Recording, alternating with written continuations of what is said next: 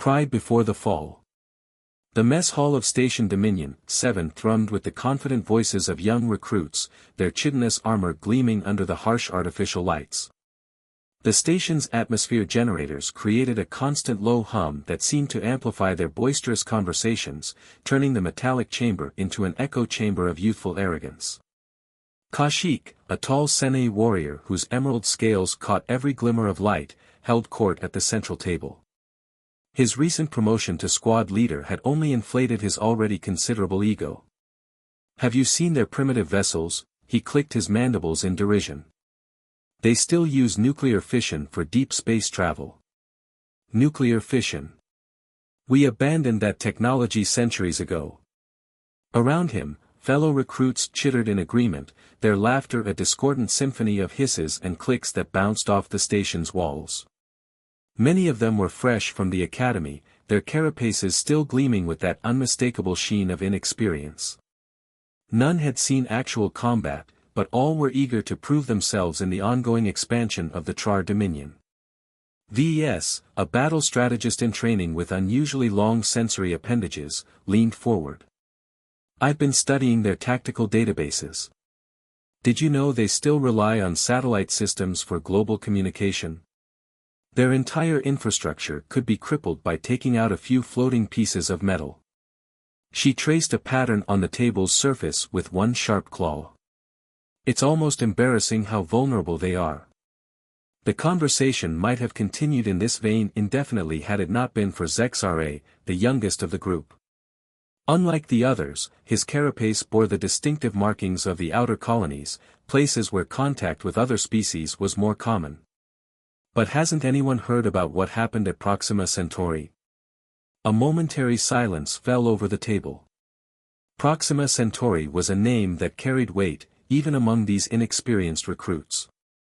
It had been the site of humanity's first major victory against the Dominion, though official records classified it as a strategic withdrawal. Kashyyyk's mandibles clicked in irritation. "Propaganda," he declared firmly. "The humans like to exaggerate their victories. What actually happened was a minor skirmish that our forces deemed not worth the resources to pursue. Nothing more." But Zexare wasn't so easily silenced. "My clutchmate served on one of the support vessels. He said the humans used our own gravity drives against us. Somehow they figured out how to create resonance patterns that dash." "Enough." Kashyyyk slammed a clawed hand on the table, causing several drinks to spill. "Your clutchmate obviously suffered some sort of mental deterioration. Humans barely understand basic gravimetric principles.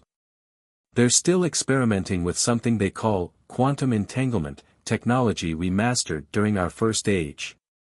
The tension at the table was broken by the arrival of Major Threx, his scarred carapace and battle-worn armor creating an immediate circle of silence. The veteran warrior moved with the deliberate grace of one who had seen countless battles, his cybernetic eye whirring softly as it adjusted to the mess hall's lighting. "Tell me, young Kashyyyk," Threx's voice was like gravel over steel, "have you ever actually encountered a human in combat?" Kashyyyk straightened, his pride evident in his posture. "No, Major. But I've studied all the tactical simulations. Their response patterns are predictable, their strategies primitive. They rely too heavily on emotional decisions rather than logical analysis." Threx settled into a seat at the table, his armor creaking with the movement. The other recruits unconsciously shifted away, creating a respectful distance. "Let me tell you about my first encounter with humans," he began, his voice dropping to a low rumble that forced them to lean in to hear. "It was during the initial phases of our expansion into their territory. Like you, I was confident. Arrogant, even. Our technology was superior, our tactics refined by millennia of conquest. The humans? They were barely spacefaring, still using chemical rockets for some of their planetary operations. We thought it would be simple. Clean. Efficient." He paused, his cybernetic eye focusing on something distant. "We were wrong. So very wrong." The mess hall had grown quiet, other recruits from nearby tables drifting closer to hear the veterans' words. We engaged their first defense fleet near one of their outer colonies. Their ships were crude by our standards, armored hulls that relied on kinetic weapons and nuclear warheads. We laughed. Actually laughed as we approached, our energy shields at minimal power because we didn't consider them a serious threat. Threx's mandibles clicked in what might have been amusement or disgust. They let us get close. Too close. Then they revealed their true strategy. Those crude ships. They were packed with nuclear devices. Not as weapons, but as improvisational FTL drives. They detonated them in sequence, creating a cascade of spatial distortions that our sensors couldn't track. In the confusion, their actual attack fleet emerged from hiding behind the colony's moon. But that's suicide tactics, VS interjected, her strategic mind struggling to process the concept. Exactly, Threx nodded. The crews of those ships knew they were going to die. They sacrificed themselves to give their comrades a fighting chance. It's something we hadn't encountered before, a species willing to embrace certain death not for glory or honor, but for the simple possibility of giving others a better chance at survival. The silence that followed was profound, broken only by the distant hum of the station systems. But surely that was just one incident, Kashyyyk argued, though his voice had lost some of its earlier certainty. A desperate tactic that wouldn't work again. Threx's laugh was hollow. That's what our commanders thought too. But the humans? They're infinitely creative when it comes to finding new ways to fight. Every time we adapted to one of their strategies, they developed 3 more. They turned their technological limitations into advantages we never saw coming. He leaned forward, his scarred carapace catching the light. Let me tell you about the Battle of Armstrong's Point. It'll help you understand why underestimating humans is the last mistake many of our finest warriors ever made. The story continued with Threx sharing more detailed accounts of human ingenuity and determination in battle, slowly breaking down the recruits' preconceptions and replacing their arrogance with a more nuanced understanding of their adversaries. This first part established the core conflict between the younger generation's dismissive attitude toward humans and the hard-earned wisdom of those who had faced them in actual combat. The Battle of Armstrong's Point. Major Threx's tale of Armstrong's Point held his audience captive, the young recruits now hanging on every word. The veteran's cybernetic eye pulsed with a dim red glow as he accessed memory engrams from that fateful battle.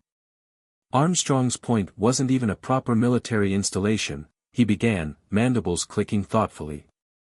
It was a mining outpost in their asteroid belt, named after some historical figure from their early space exploration days. We thought it would be an easy target, minimal defenses, strategic location, rich in resources we needed. Threx's clawed hand traced patterns on the table's surface as he spoke, unconsciously mapping out the battle formations. Our initial scans showed exactly what we expected, a handful of defense platforms, a small garrison of fighters, and the usual civilian mining vessels. Nothing our battle group couldn't handle with minimal effort. Kashyyyk, still trying to maintain his earlier bravado, interjected. Surely their mining ships weren't a threat to our warships. The veteran's laugh was harsh and humorless. Those mining ships turned out to be our undoing. You see, humans had learned from their earlier encounters with us. They knew they couldn't match our technology head-on, so they adapted. They turned their mining equipment, industrial cutting lasers, plasma drills, electromagnetic tethers, into weapons. He paused, letting the implications sink in.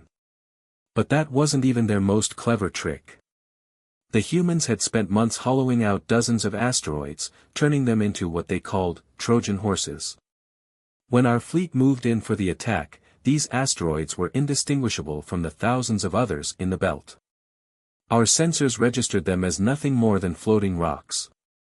The story continued with increasing intensity as Threx described how the human defenders had used their intimate knowledge of the asteroid belt to devastating effect. They had transformed their technological limitations into unexpected advantages, using simple physics and creative thinking to overcome the Dominion's superior capabilities. The first contact. The mess hall had grown darker as the station's lighting shifted to evening cycle, but none of the recruits made any move to leave. Major Threx's stories had shattered their preconceptions, and now they hungered for more understanding. Zexare, the young recruit from the outer colonies, finally voiced the question that burned in all their minds. "Major, you were there during first contact, weren't you? Before the war began?" Threx's cybernetic eye whirred as it focused on the young soldier. "Yes, I was there. Though not as a major then, just a junior tactical officer on the diplomatic vessel Chronicles. What they don't teach you in the academy is that we never intended to go to war with humans. At least, not initially." The veteran warrior's mandibles clicked in what might have been amusement. "We discovered their civilization quite by accident. One of our long-range survey vessels detected unusual radiation signatures from their solar system, evidence of their first attempts at antimatter containment. By our standards, it was crude technology, barely functional. But it proved they were advancing rapidly." VS leaned forward, her strategic mind engaging. "But our records indicate that humans attacked our diplomatic mission without provocation." "Records can be selective in what they preserve," Threx responded carefully. "The truth is more complex. We arrived in their system expecting to find another species we could easily dominate, technologically inferior, politically divided, ripe for absorption into the Dominion. What we found instead was something we hadn't encountered in centuries, a species on the cusp of a technological revolution." The veteran's voice took on a different tone, one tinged with what might have been respect. "Their civilization was fragmented, yes. They had multiple governing bodies, competing ideologies, different approaches to everything from science to social structure. But this wasn't a weakness as we initially assumed. It was their greatest strength." Kashyyk's mandibles twitched in confusion. How could disunity be a strength? Because, Threx explained, it meant they had developed thousands of different solutions to the same problems. While we had refined single approaches over millennia, humans had experimented with countless alternatives. They had backup plans for their backup plans, competing theories, rival technologies, all being developed simultaneously. The Major's claws traced patterns on the table's surface as he continued. "Our first diplomatic meeting was with something called the United Nations Security Council. We presented our standard terms of absorption into the Dominion, technological exchange in return for submission to our authority. Their response, well, it wasn't what we expected." The story unfolded as Threx described that first fateful meeting. He painted a vivid picture of human diplomats who listened politely to the Dominion's demands, asked intelligent questions, and then did something unprecedented: they laughed. Not mockingly, Threx clarified, seeing the confusion on his listeners' faces. They laughed because they found our assumption of their automatic submission amusing. Their chief diplomat, I remember her name, Dr. Sarah Chen, she said something I'll never forget: "We appreciate your offer of technological advancement, but humanity prefers to solve its own problems, make its own mistakes, and chart its own course among the stars." The veteran's cybernetic eye dimmed slightly as he recalled what happened next. "We weren't used to rejection. The Dominion had encountered hundreds of species, and all had either submitted or been conquered. But humans, they saw our arrival not as the end of their independence, but as proof they needed to accelerate their development." "What happened then?" Zexare asked, completely engrossed in the tale. "We made our first crucial mistake," Threx replied grimly. "We attempted to demonstrate our superiority through a show of force. We disabled one of their orbital defense platforms, easily done with our technology. We thought it would show them the futility of resistance. Instead, it unified them in a way we couldn't have imagined." The Major's voice grew harder as he described what followed. Within days, their various nations had formed new alliances. Research that had been competitive became collaborative. Military forces that had been rivals began joint training exercises. We had intended to intimidate them into submission. Instead, we gave them a common cause. But surely they must have realized the vast technological gap between our civilizations? VES interjected. Oh, they realized it, Threx nodded. But instead of cowering, they saw it as a challenge. During the 3 standard months of subsequent diplomatic negotiations, our surveillance detected massive movements of resources, unprecedented industrial mobilization, and a complete reorganization of their scientific research priorities. The veteran warrior leaned back, his battle-scarred armor creaking. We discovered something that would prove crucial in the coming conflict. Humans have an almost pathological need to prove others wrong when told something is impossible. The more we emphasized our superiority, the more determined they became to find ways to defeat us. The Academy teaches that we withdrew from diplomatic contact due to human aggression, Kashyyyk noted, his earlier certainty now tinged with doubt. The Academy teaches what serves the Dominion's narrative, Threx replied carefully. The truth is, we withdrew because our psychological analysts began raising alarming concerns. They noticed patterns in human behavior that didn't fit any of our existing models for species subjugation. Humans didn't react with fear to displays of superior technology, they responded with innovation. They didn't submit when faced with overwhelming force, they adapted. The mess hall had grown quieter as other recruits drifted closer to hear the veteran's account. Threx's voice took on a darker tone as he continued. We recommended continued diplomatic engagement, a gradual exchange of technology and cultural understanding.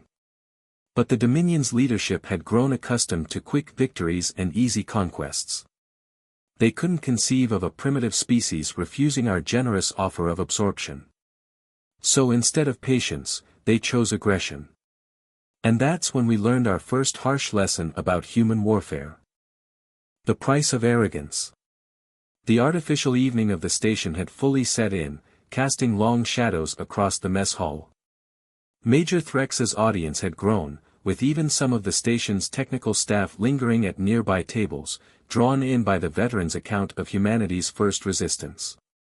Our first military action against Earth was meant to be decisive, Threx continued, his cybernetic eye glowing dimly in the reduced light. We targeted their largest military installation, a facility they called Cheyenne Mountain. Our intelligence suggested it was their primary command and control center for North American defense operations. Kashyyyk, whose earlier bravado had been replaced by genuine curiosity, leaned forward. I've read about this in the tactical archives. The mountain facility was completely destroyed. Yes, Threx nodded slowly, it was destroyed. But not in the way you've been taught. We launched what we thought would be an overwhelming strike, a concentrated plasma burst designed to penetrate deep into the mountain before detonating. By our calculations, it should have vaporized everything inside. The veteran warrior's mandibles clicked in what might have been bitter amusement. What we didn't know, what our intelligence failed to discover, was that Cheyenne Mountain was empty. The humans had evacuated it months earlier, during our diplomatic negotiations. They had studied our sensor capabilities and figured out exactly what we would target first. But the destruction was still complete, VES interjected, her strategic mind trying to reconcile this new information with what she had learned. Oh, the destruction was very real, Threx agreed. But it wasn't our victory. The humans had packed the facility with what they called dirty bombs, crude nuclear devices surrounded by radioactive material. When our plasma burst hit, it triggered these devices. The resulting explosion created a radioactive cloud that contaminated our entire attack fleet. 17 ships had to be abandoned, their crews suffering severe radiation poisoning from a technology we had dismissed as primitive.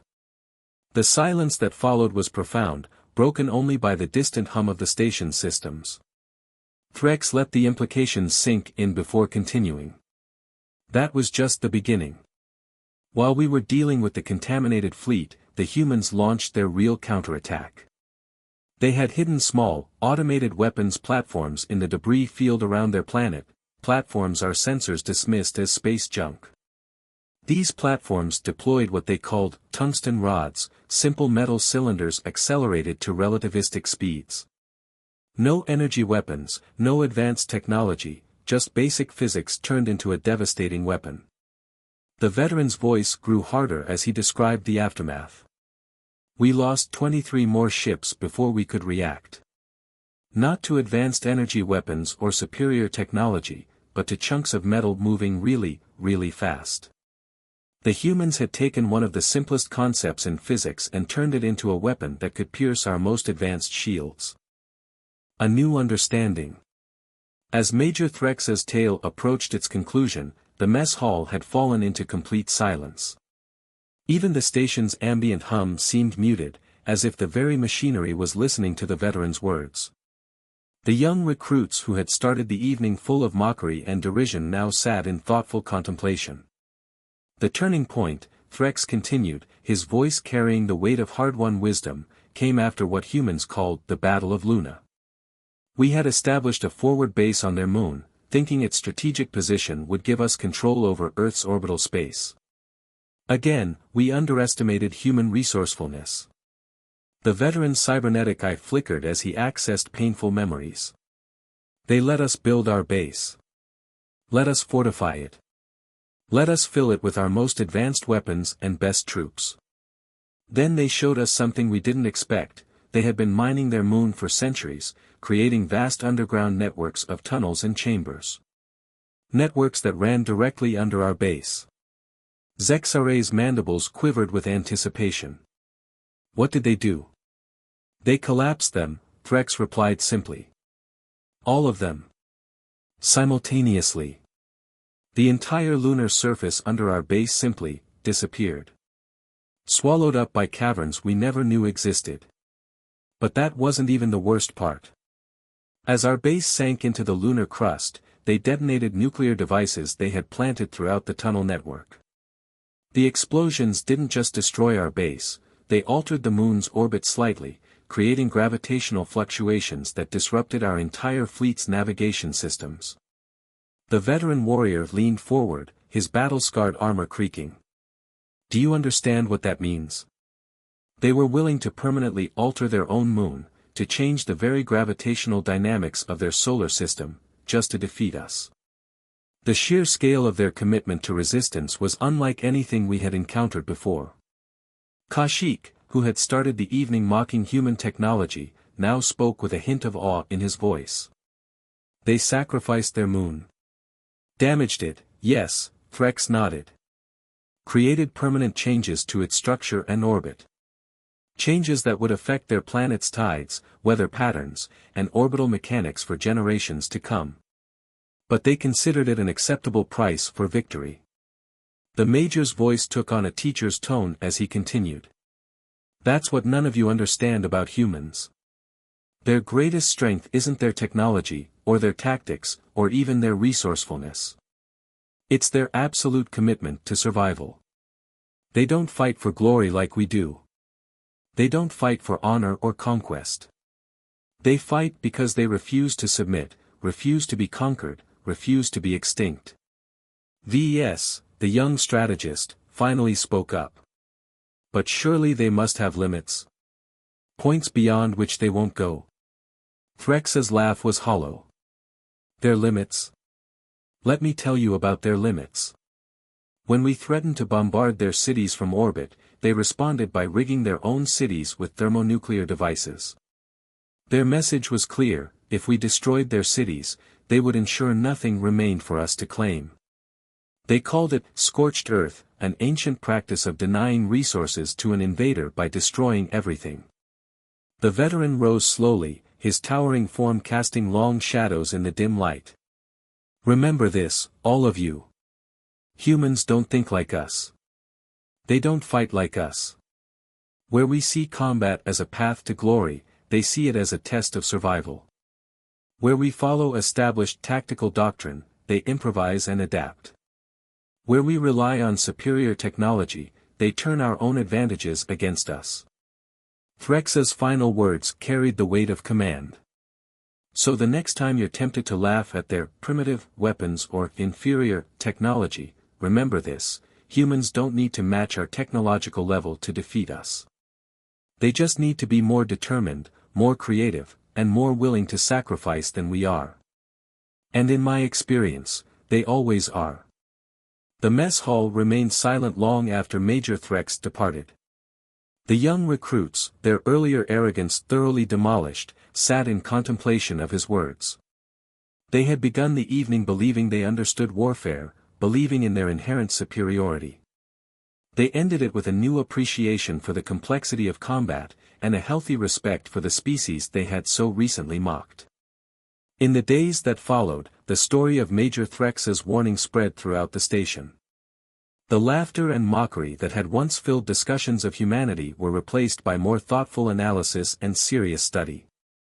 The recruits began to approach their training with new dedication, understanding that the true measure of a warrior lay not in their technology or their tactics, but in their ability to adapt, to learn, and to respect their adversaries. And in the vast darkness of space, humanity continued its relentless advancement, unaware of how their resistance had transformed their would-be conquerors' understanding of warfare, survival, and the true cost of underestimating a determined enemy.